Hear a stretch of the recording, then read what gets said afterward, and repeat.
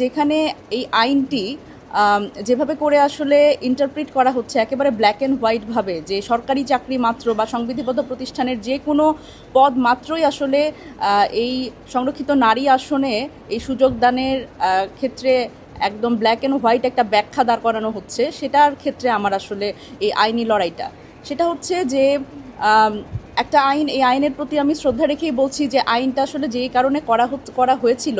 সেই জায়গা থেকে আসলে সরে এখন মনে হয় যে এই সংরক্ষিত নারী আসনের যে উদ্দেশ্য সেই উদ্দেশ্যটাকে ব্যাহত করছে। কারণ আমি মনে করি যে একজন ব্যাংক কর্মকর্তা, একদম এন্ট্রি লেভেলের ব্যাংক কর্মকর্তা যার 2 বছর চাকরির বয়স, তার পক্ষে কোনোভাবেই প্রশাসনিক জায়গা থেকে কাউকে সুবিধা প্রদান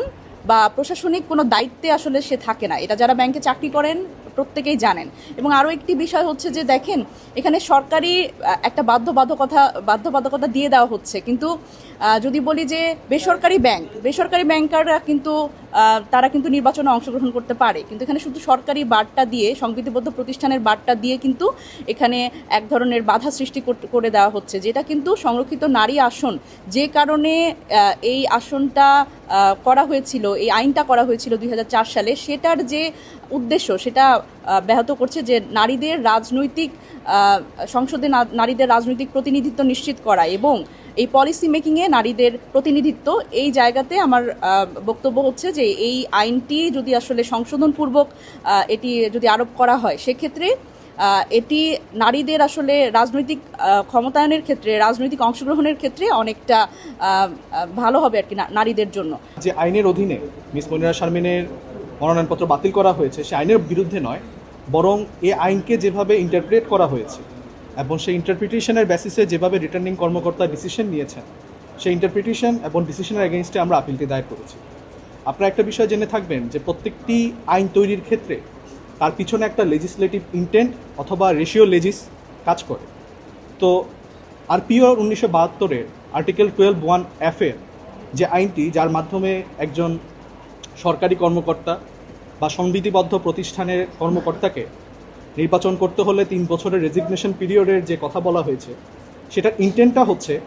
যেন একজন সরকারি কর্মকর্তা, উচ্চপদস্থ কর্মকর্তা, যিনি হয়তো মন্ত্রণালয়ের সচিব হতে পারেন, কোনো সংবিধিবদ্ধ প্রতিষ্ঠানের এমডি হতে পারেন বা আরও উচ্চ কোনো পদ ধারণ করতে পারেন, তিনি যেন সরকারের সাথে কোনো প্রকার আনডিউ অ্যাডভান্টেজ প্রদান করে পরবর্তীতে নির্বাচনের সময়ে যেন সে আনডিউ অ্যাডভান্টেজের ফলাফল নিজ ঘরে তুলতে না পারেন, অথবা সে আনডিউ অ্যাডভান্টেজ দেওয়ার কারণে সরকারকে যেন তিনি নির্বাচনের সময় সরকারের কাছ থেকে কোনো পুরস্কৃত হতে না পারেন এমপি মনোনয়ন পেয়ে। এরকম একটা ইন্টেন্ট অথবা র্যাশনালিটিকে ধারণ করে এই আইনটা প্রণয়ন করা হয়েছে। এখন আমরা যদি মিস মনিরা শারমিনের কেসটা দেখি, উনি ছিলেন বাংলাদেশ কৃষি ব্যাংকের একজন 2য় শ্রেণীর কর্মকর্তা, যার চাকরির মেয়াদ ছিল মাত্র 2 বছর। এবং বাংলাদেশ কৃষি ব্যাংকের 2য় শ্রেণীর একজন কর্মকর্তা, তিনি তার এই পদের মাধ্যমে সরকারকে কোনো আনডিউ অ্যাডভান্টেজ প্রদান করবেন অথবা সরকার কর্তৃক সে আনডিউ অ্যাডভান্টেজ পাওয়ার কোনো এন্টাইটেলমেন্ট রাখবেন, এরকম কিন্তু সম্ভাবনা মোটেও তৈরি হয় না। তো সেই জায়গা থেকে আমরা আর্টিকেল 12(1)F যে ইন্টেন্ট বা লেজিসলেটিভ ইন্টেন্ট, সেটাকে ভিত্তি করেই আজকে আমরা আপিলটা দায়ের করেছি।